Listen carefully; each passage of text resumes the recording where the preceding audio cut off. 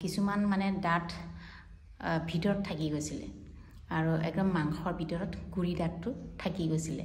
সেই ভিতৰৰ পৰা ইনফেকচন হয় এয়া কেঞ্চাৰটো পালে বুলি কৈছে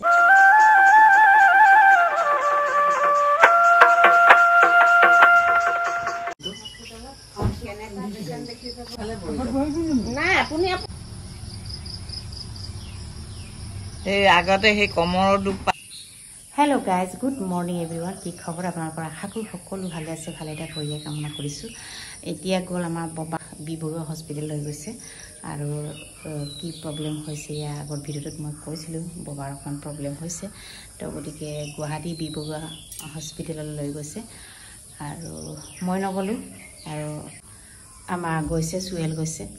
পৰিয়ালৰ মানুহবোৰ গৈছে তো গতিকে যোৱা নহলে আৰু Hello guys, কাম বন আজৰি আজি খালি খালি লাগিছে বাবাহত ৰাতিপুৱাই গল এতিয়া গুৱাহাটী পাই গল হি এতিয়া ইদুলক ফোন কৰিছিল ইদুলটো তাতে আছে ইদুল মানে মোৰ জুঙাই হয় মোৰ ইদুল তাতে থাকে যেতিয়া আৰু ইদুলক ফোন কৰিছিল ইদুলে ক'লে পাই গুৱাহাটী হস্পিটেল পাই গল হি এতিয়া ডক্টৰ দেখুৱাবলৈ লৈছে তো গতিকে বাবা ঠিকে আছে বুলি ক'লে তাৰপিছত এতিয়া আকৌ ঘৰত আলহী আহিছে সিখন ঘৰত মাতি আছে মোক তাৰপিছত এয়া আৰু মানুহ আহা যোৱা আছেই আৰু চাই যাওক আপোনালোকে কেনেকৈ কি দেখুৱাব পাৰোঁ চেষ্টা কৰিম মানে চব মানুহবোৰ আহা যোৱা খবৰ কাটি লোৱা লৈ তেনেকৈ হৈ আছে বাট মানে চবকেতো ভিডিঅ' কৰিব নোৱাৰোঁ তো গতিকে যিমানখিনি দেখুৱাব পাৰোঁ আপোনালোকক চেষ্টা কৰিম মানে বাবা ইয়াৰ পৰা গ'ল যে একো কামেই নাই ঘৰটো খালী খালী লাগিছে কিবা অশান্তি লাগি আছে মায়ে সিফালে হৈ আছে মই ইয়াত হৈ আছোঁ তেনেকৈ বহুত দিনৰ পাছত দেখা পাইছোঁ আসসালামু আলাইকুম অঁ ভালে ভালে আপোনালোকৰ ভাল তোমাৰ অঁ এয়া কোন অঁ বহুত বছৰ দেখা নাই ন অঁ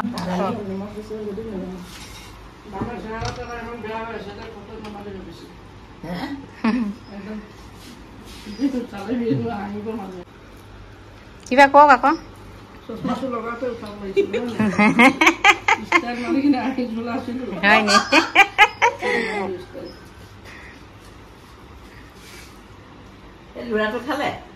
নাহে আকৌ মইতো নিজৰ বুলি ভাবো এতিয়া চশমা পিন্ধিব এতিয়াই ভাল লাগিছে আহিব আকৌ ষ্টেণ্ডাৰ্ড হ'ব লাগিব অকণমান ন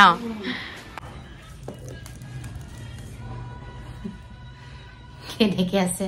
ডিঙিটো কেলে এনেকৈ পেলাই আছে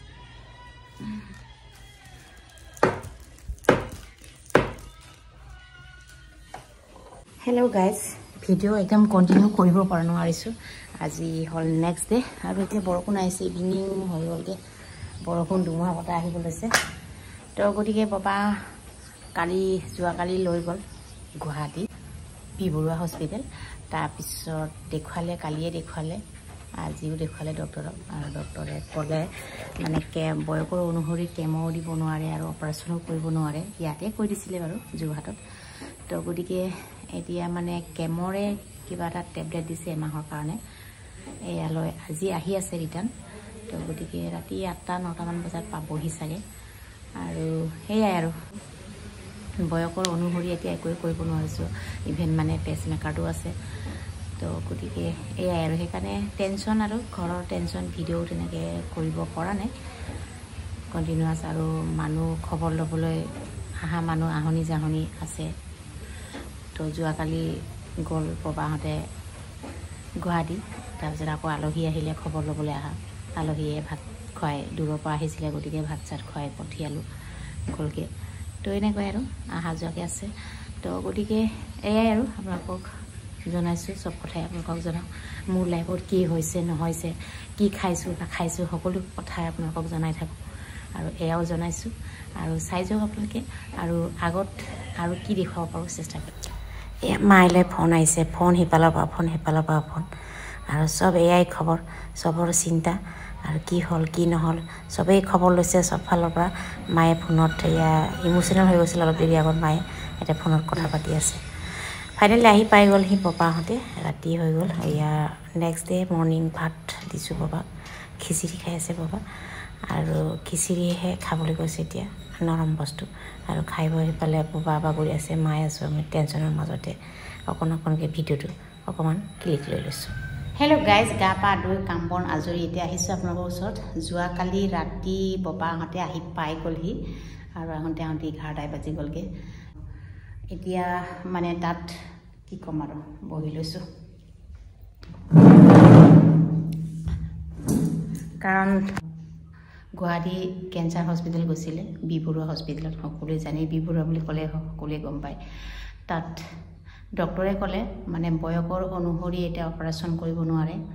ইভেন পেচমেকাৰ বহাই থোৱা আছে, আগৰ ভিডিঅ'টো কৈছোঁ মই। আৰু কোনো পধ্যে মানে কৰিবই নোৱাৰিছে কোনোফালে। তো গতিকে এতিয়া কেমৰ 32 মানে টেবলেট দিছে, কেমৰে টেবলেট দিছে এমাহৰ কাৰণে। সেইখিনি খাই যাবলৈ কৈছে আৰু এমাহৰ পিছত আকৌ চেকআপত মাতিছে। আৰু ক'ব নোৱাৰোঁ কিমানখিনি মানে ভাল হ'ব নহ'ব, সেইখিনি একো ক'ব নোৱাৰোঁ। অলৰেডি বয়স 90+ হৈ গ'ল। তো গতিকে একো তেনেকৈ ডিচিশ্যন ল'বলৈ মানে উপায় নাই আৰু। তো গতিকে বেমাৰটো হ'ল মানে ববাৰ মানে দাঁত পুৰা পোকে খাই টুকুৰা টুকুৰিকৈ মানে নিজে হৰাই গৈছে। আৰু কিছুমান মানে দাঁত ভিতৰত থাকি গৈছিলে আৰু একদম মাংসৰ ভিতৰত গুৰি দাঁতটো থাকি গৈছিলে। সেই ভিতৰৰ পৰা ইনফেকশ্যন হয়, এয়া কেঞ্চাৰটো পালে বুলি কৈছে ডক্টৰে। ইয়াতো কৈছিলে আগতে ENT যেতিয়া গৈছিলোঁ, বায়পচি যেতিয়া টেষ্ট কৰিব গৈছিলোঁ, তেতিয়া ডক্টৰে কৈছিলে সেইটো প্ৰব্লেমটো দাঁতৰ পৰা হৈছে বুলি। আৰু গুৱাহাটীতো ছেম কথা ক'লে, দাঁতৰ পৰা হৈছে বুলি ক'লে। দাঁতটো মানে কিছুমান গুৰি দাঁত ভিতৰত মাংসৰ ভিতৰত থাকি গ'ল, ওপৰৰখিনি পূৰা সৰিলে নাইকিয়া হৈ গ'ল, আৰু তলত মানে একদম মাংসৰ ভিতৰত যোনটো লাগি থাকে সেই বস্তুটো মাংসৰ ভিতৰতে থাকি গ'ল। মানে এই তাৰ পৰা ইনফেকশ্যন হয় বস্তুটো হ'ল বুলি কৈছে আৰু কেঞ্চাৰটো হ'ল বুলি কৈছে। তো গতিকে সাৱধান আপোনালোক সকলোৱে, আৰু দাঁতৰ কোনো মানে বেমাৰে অৱহেলা কৰিব নালাগে। তো গতিকে এয়াই হ'ল। আৰু কি ক'ব আপোনালোকক, আৰু ভিডিঅ' কৰিবলৈও ভাল নহয় এতিয়া, চবেই টেনশ্যন ঘৰৰ, ডিছকাশ্যন কৰি আছোঁ কি কৰা যাব। আয়ুৰ্বেদিক যেনেকৈ ভিডিঅ'বিলাকত দেখা পাওঁ, বহুত তেনেকৈ বেমাৰত আয়ুৰ্বেদিক খাই ভাল হৈছে। তো সেইফালেও আমি যুঁজি আছোঁ, মানে খালে ভাল হ'ব নেকি, বা ডক্টৰে যোনটো গুৱাহাটীৰ পৰা দিছে সেয়া মেডিচিন খালে ভাল হ'ব নেকি, কোনফালে কি কৰিলে ভাল হ'ব ডিছকাশ্যন কৰি আছোঁ। আৰু তাৰপিছত আৰু এয়াই আপোনালোকক আৰু কি ক'ম, ভিডিঅ'ও তেনেকৈ কৰিব পৰা নাই, আৰু কি হৈছে নহৈছে সকলোখিনি আপোনালোকক জনাই গৈ আছোঁ। আৰু আজিলৈ মানে আকৌ আহিম নতুন ভিডিঅ'লৈ, তেতিয়ালৈকে